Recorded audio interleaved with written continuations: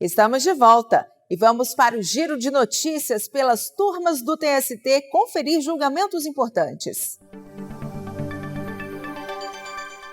O nosso primeiro destaque de hoje é da 8ª turma. O engenheiro que alegou fraude em alteração de contrato teve negado o pedido de anulação. Acompanhe os detalhes na reportagem. O engenheiro havia sido admitido na TSL Engenharia como diretor empregado. Poucos meses depois, se tornou diretor não empregado. No processo, alegou fraude na alteração contratual, além de prejuízos financeiros, pois deixou de receber parcelas trabalhistas. Ele pediu, então, a anulação da alteração contratual. Em defesa, a TSL diz que o contrato anterior havia sido suspenso para que o engenheiro passasse a exercer as funções de diretor não empregado. Alegou também que, após a suspensão, o contrato foi rescindido com pagamento de verbas rescisórias. O Tribunal Regional do Trabalho da 1ª Região, no Rio de Janeiro, reformou a sentença que julgou improcedente o pedido do engenheiro. O TRT entendeu que o termo de suspensão do contrato de trabalho e a assinatura do contrato de gestão tiveram o intuito de burlar a legislação trabalhista, em razão de não ter havido aumento salarial comprovado. Ao declarar nula a suspensão, o Tribunal Regional declarou que o simples consentimento do trabalhador não seria suficiente para tornar lícita a alteração contratual considerada lesiva. A empresa recorreu ao Tribunal Superior do Trabalho. A relatora do caso na 8ª turma, ministra Dora Maria da Costa, verificou que, de acordo com a decisão do TRT, o engenheiro concordou com o contrato de gestão e com o termo de suspensão do contrato de trabalho.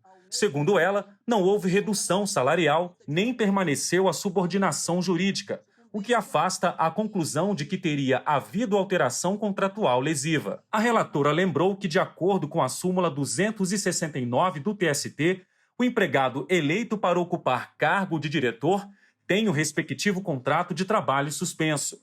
A exceção prevista na súmula refere-se à situação em que permanece a subordinação jurídica inerente à relação de emprego, o que não ocorreu no caso. Depoimentos anexados ao processo confirmaram que o diretor exercia poderes de gestão. A decisão foi unânime. Novo titular de cartório no Espírito Santo deve responder por dívidas de escrevente contratada pelo antecessor. Veja na reportagem os detalhes desse caso julgado pela 1ª turma. De acordo com a reclamação trabalhista, a escrevente foi contratada em 2001. 8 anos depois, um novo titular assumiu o cartório por meio de concurso público e a trabalhadora continuou a exercer as mesmas funções. A baixa da carteira de trabalho só ocorreu em março de 2010. O tabelião afirmou na defesa dele que não deveria fazer parte do processo e pediu que o antecessor fosse o único responsável pelos direitos trabalhistas da empregada. O Tribunal Regional do Trabalho da 17ª Região no Espírito Santo manteve decisão do juízo de 1º grau, que entendeu que o novo tabelião assume os riscos da atividade econômica. Afinal, obtém renda vantajosa decorrente do serviço explorado. E ainda que se trate de delegação do poder público, o serviço cartorial é prestado em caráter privado. Diante da decisão, o atual titular do cartório apresentou recurso ao Tribunal Superior do Trabalho e reiterou o argumento de que, na delegação de serviços pelo poder público, não pode haver sucessão de empregadores. O relator na 1ª turma, ministro Dezena da Silva, disse que o reconhecimento da sucessão tem amparo na jurisprudência do TST. No caso, ficou demonstrado que a escrevente prestava serviços ao cartório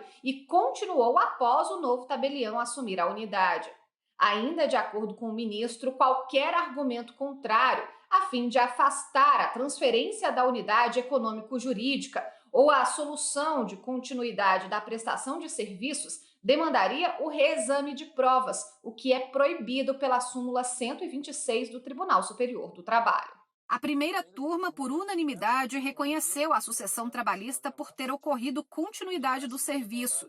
Pela decisão, o novo tabelião vai responder por dívidas da trabalhadora contratada pela gestão anterior do cartório.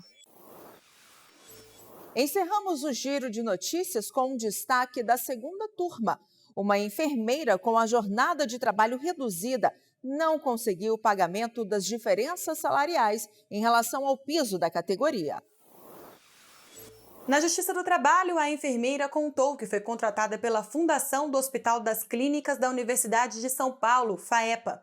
Ela alegou que sempre recebeu salário abaixo do piso da categoria previsto em convenção coletiva de trabalho. Por isso, pediu o pagamento das diferenças. Em defesa, a fundação afirmou que a jornada da enfermeira era de 10 horas semanais e 40 horas mensais, enquanto a jornada de trabalho prevista na norma coletiva seria de pelo menos 8 horas diárias e 44 horas semanais. Por isso, para a FAEPA, a enfermeira teria direito ao salário equivalente à jornada de trabalho realizada. A fundação alegou ainda que o valor pago à trabalhadora era superior ao piso proporcional. Mas o Tribunal Regional do Trabalho da 15ª Região em Campinas, São Paulo, aceitou o pedido da enfermeira. Para o TRT, não há autorização jurídica para efetuar o pagamento de salário mínimo ou do piso normativo com base no valor hora. A Fundação, então, recorreu ao TST, que teve outro entendimento. O relator do caso, na segunda turma, ministro José Roberto Pimenta, considerou indevido o pagamento das diferenças salariais. O ministro citou o item 1 da Orientação Jurisprudencial 358 da Seção 1 de Dissídios Individuais, que diz: havendo contratação para cumprimento de jornada reduzida inferior à previsão constitucional de 8 horas diárias ou 44 horas semanais, é lícito o pagamento do piso salarial ou do salário mínimo proporcional ao tempo trabalhado.